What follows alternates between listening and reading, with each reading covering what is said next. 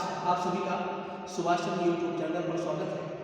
आज हम रिप्रोडक्शन के अंतर्गत डबल फर्टिलाइजेशन मीन्स द्विनिषेचन बताने जा रहे हैं। द्विनिषेचन है क्या? सबसे पहले तो ये जानिए द्विनिषेचन की खोज किसने की। द्विनिषेचन की खोज 89 में 1898 में किया था। किस पौधे पर किया था? लिली नामक पुष्पीय पौधे पर किया था।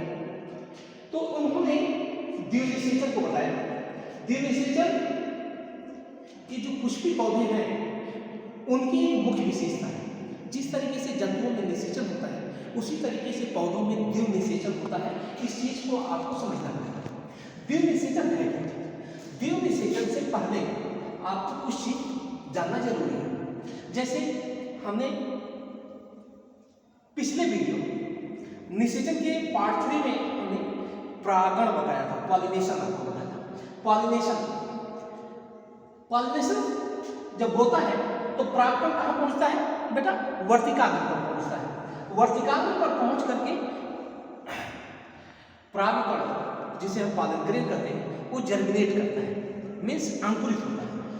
जैसे वो अंकुरित होता है उसका केंद्रक अंत में चल करके दो नर युग्मक का निर्माण करता है। जैसे जंतुओं में नर युग्मक शुक्राणु होता है, वैसे पुष्पीय पौधों में नर युग्मक, फर्स्ट नर युग्मक और सेकंड नर युग्मक, दो नर युग्मक होते हैं। ठीक इसी प्रकार से मादा का जो स्त्री केसर जनन भाग होता है उसके अंडाशय के अंदर बीजाणु ओव्यूल होता है। उस ओव्यूल के अंदर जो परिपक्व बीजाणु होता है उसके अंदर एम्ब्रियो सैक होता है।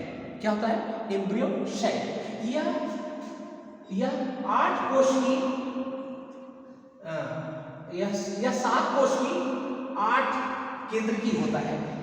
तो इसमें आप देख रहे हैं अंडकोशिका और ये द्वितीयक केंद्र है। इस बात को ध्यान में रखिएगा, अंडकोशिका और द्वितीयक। अब हम साथियों बताते हैं जो टॉपिक हमारी है द्विनिषेचन।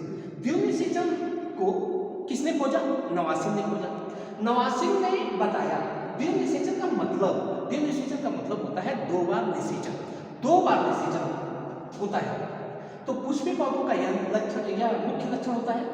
इसमें किसी भी पुष्पीय पौधों में 2 बार निषेचन होता है। 2 बार निषेचन होने की प्रक्रिया डबल फर्टिलाइजेशन कहलाती है। फर्स्ट निषेचन में क्या होता है? फर्स्ट निषेचन को हम प्रथम निषेचन कहते हैं, जिसे हम ट्रू फर्टिलाइजेशन के नाम से जानते हैं, मीन्स सत्य निषेचन होता है। सत्य निषेचन में होता क्या है? पहला नर युग्मक, जैसे परागकण 2 नर युग्मक बनाता है, तो पहला नर युग्मक और इसकी जो अंडकोशिका है, प्रथम नर युग्मक अंडकोशिका को जो फर्टिलाइज करता है तो क्या बनता है? जाइगोट। जाइगोट का मतलब युग्मनज का निर्माण होता है। यह जाइगोट ग्रोथ में वृद्धि करके किसका निर्माण कर लेता है? भ्रूण, एम्ब्रियो का निर्माण होता है। अब चलिए हम दूसरा निषेचन देखते हैं। दूसरे निषेचन को हम द्वितीय निषेचन कहते हैं, जिसे हम असत्य निषेचन कहते हैं। असत्य निषेचन को एक दूसरे शब्द से कहते हैं त्रिसंलयन, अर्थात ट्रिपल फ्यूजन। इंग्लिश में कहते हैं ट्रिपल फ्यूजन। इस ट्रिपल फ्यूजन के अंतर्गत क्या होता है? जो ये दूसरा नर युग्मक होता है, यह दूसरा नर युग्मक द्वितीय केंद्रक को क्या करता है? निषेचित करता है।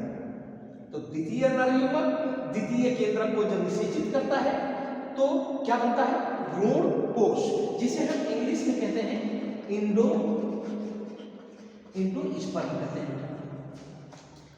अब ये जो भ्रूण कोश हुआ, फर्स्ट निषेचन के बाद क्या मिला आपको? भ्रूण।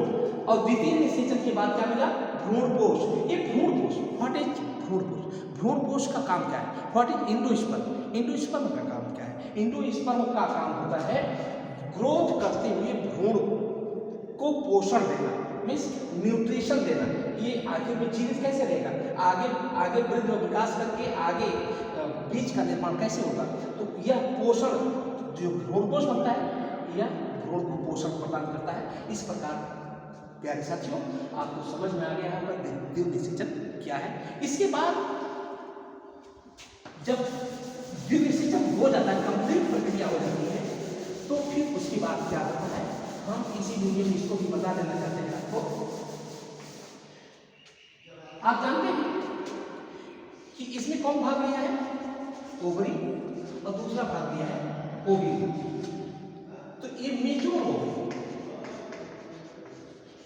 मीन्स परिपक्व अंडाशय। तो परिपक्व आफ्टर डबल फर्टिलाइजेशन के फलस्वरूप मेजर ओव्यूल, जिसको हम कहते हैं परिपक्व बीजाणु, ये आफ्टर डबल फर्टिलाइजेशन द्विनिषेचन के फलस्वरूप जो मेजर ओवरी बनती है और मेजर ओव्यूल बीजाणु जो बनता है यह किसमें कन्वर्ट हो जाता है, तो परिपक्व अंडाशय से क्या बनता है, फ्रूट का रूप बनता है। फ्रूट मीन्स फल बनता है। और जबकि परिपक्व बीजाणु से क्या बनता है, सीड मीन्स बीज बनता है। तो साथियों डबल फर्टिलाइजेशन के बाद जो मेजर ओवरी होती है वो किसमें बदल जाती है, फल में, और मेजर ओव्यूल किसमें कन्वर्ट हो जाता है, सीड में। तो हम कह सकते हैं द्वितीय निषेचन के फलस्वरूप, डबल फर्टिलाइजेशन के फलस्वरूप ओवरी अंडाशय फल बनाती है और बीजाणु बीज बनाता है। तो इस प्रकार से समझ गए होंगे साथियों। तो आप इसे लाइक करें, सब्सक्राइब करें और दूसरे साथियों को भी शेयर करें। धन्यवाद।